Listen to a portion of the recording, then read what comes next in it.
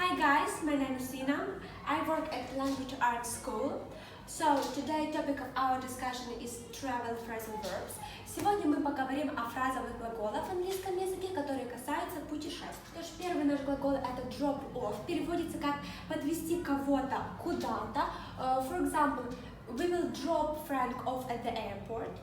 The second, второй глагол это see off, переводится как попрощаться, сказать goodbye someone. For example, we will see Frank off at school.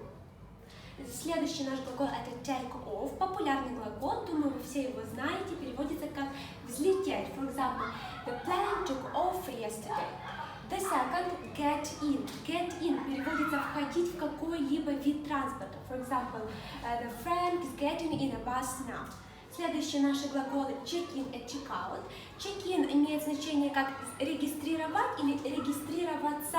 Check-out имеет противоположное значение. For example, we have to check in at 5 and we have to check out at 6. Следующий наш глагол set out обозначает начинать что-то, но используется только когда мы говорим о путешествиях.